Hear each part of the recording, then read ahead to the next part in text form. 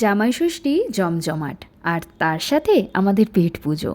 এবারে জামাই ষষ্ঠীটা পড়েছিল রবিবার, তাই আলাদা করে আর অফিসের ছুটির দরকার পড়েনি। কিন্তু ষষ্ঠীর দিনে যেহেতু আমরা মায়েরা নিরামিষ খাই, তাই মা শনিবারের সন্ধেবেলার মধ্যেই যেতে বলেছিল। কেন কি মা রাত্রে স্পেশাল ডিনারের আয়োজন করেছে, ফ্রায়েড রাইস, মাটন আর তার সাথে মাছের চপ।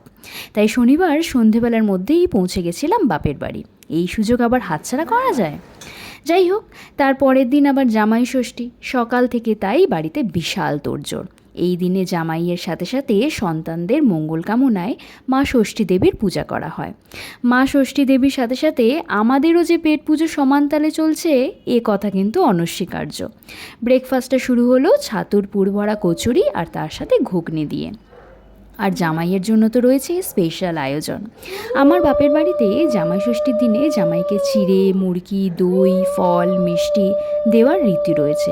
মানে ব্যাপারটা হচ্ছে এইরকম, এখনই চিড়ে দই খেয়ে নাও, পেট ঠান্ডা রাখো, কেন কি এরপর তো মহাভোজ আসতে চলেছে। তেল, হলুদ, এরপর চন্দনের ফোঁটা, আর সবশেষেই দইয়ের ফোঁটা, তারপরে ধান দুর্ব দিয়ে আশীর্বাদ। আর সবশেষে রয়েছিল উপহারের আদান প্রদান। আর জামাই বাবা জীবন সে তো চুপটি করে সমস্ত রীতিনীতি মেনে চলেছে।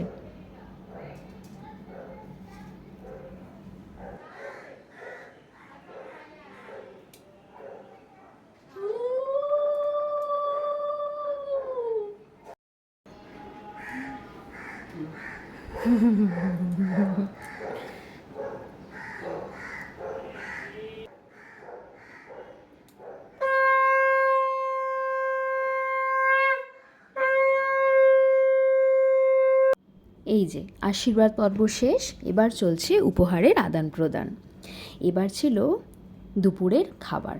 দুপুরের খাবারে ছিল ভাত, তার সাথে পায়েস, সবজি দিয়ে মুগের ডাল, সর্ষে ইলিশ, পাবদার ঝাল, ঝিঙে আলু পোস্ত, 5 রকমের ভাজা, আর ছিল দই মিষ্টি। সব ছিল জামাইয়ের পছন্দের। একা হাতে এত কিছু রান্না করা কি চারটেখানি কথা? এতেই কিন্তু শেষ নয়, রাত্রে ছিল লুচি, পনির দিয়ে কাবলি ছোলার তরকারি আর মাংস। যে আমিষ পদগুলো আমি মিস করেছি, সেগুলো আমার মা টিফিন ক্যারিয়ার করে গুছিয়ে দিয়েছে, কেন কি পরের দিনই অফিস থাকার জন্য চলে আসতে হয়েছিল রাত্রে।